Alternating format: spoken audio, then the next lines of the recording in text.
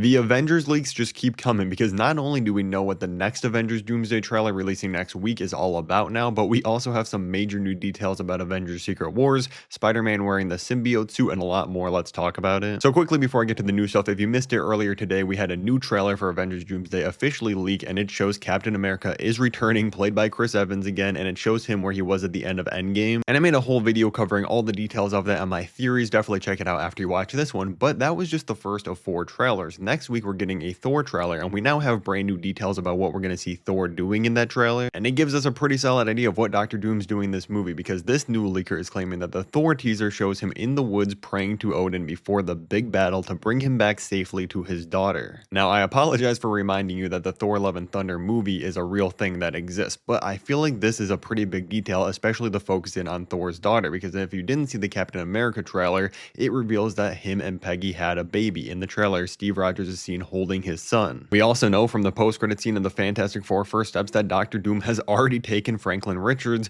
and that is obviously going to involve the Fantastic Four in this movie, but this seems like a core reason to get all the other main heroes involved here, like getting Steve Rogers, his new son, taking him. I'm not sure what he wants with him necessarily because we don't know anything about Steve Rogers' son at this point, but maybe Doom's just doing it to get Captain America involved in whatever's going on here. But again, with Thor's daughter, this makes sense because just like Franklin, she is incredibly powerful. So whether it's like deleting the multiverse for good, making a perfect new world, a battle world, whatever the reason is that Doom's doing all the events of this movie, it seems like he definitely thinks he needs these super powerful children for some reason, and this might be the main plot of the film, and like I said, what gets all our characters involved. And if they do take this angle, it's also really smart for 2 more reasons. First of all, I love this because they asked when you're dealing with the multiverse and multiple universes, the stakes almost feel too big sometimes that you don't really care about what's going on. It's like, oh, everything can be canceled out because there's another universe. So you got to get the stakes a little bit more small scale and personal in some way, shape, or form. So directly involving our main heroes and their kids is definitely something everybody can connect to emotionally. But also, I think the Russo brothers have given us the best Thor movie if you combine his storyline from Infinity War and Endgame, and Thor Love and Thunder was obviously a complete mess. I'm really excited to see what they can do with Thor in these next 2 Avengers films because he is in desperate need of some saving in the MCU. But as I mentioned at the beginning, we also got some brand new leaks about Avengers Secret Wars and even info on when we're going to get the Spider-Man Brand New Day trailer. So let's transition over into this now. But first, let me know in the comments below, what do you want to see happen with Thor's character in Avengers Doomsday? So leakers are reporting that not only is Tom Holland going to be in Avengers Secret Wars and most likely one of the main 2 characters of the entire film,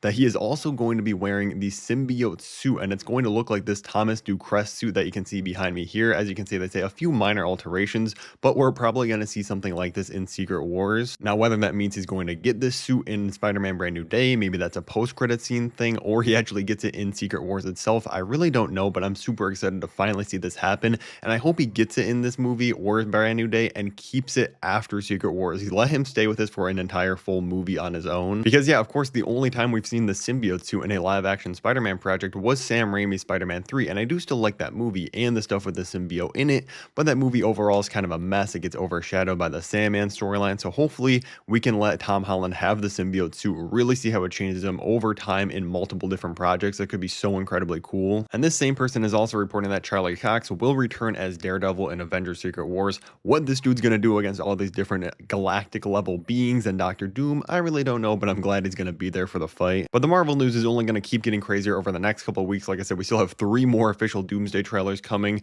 The last one of Steve Rogers will be in theaters this Thursday with Avatar Fire and Ash, so make sure you're subscribed to the channel. I'll keep you updated on all of it. And if you missed that video earlier with my full breakdown of the Steve Rogers trailer, just click the video above my head right now to watch it.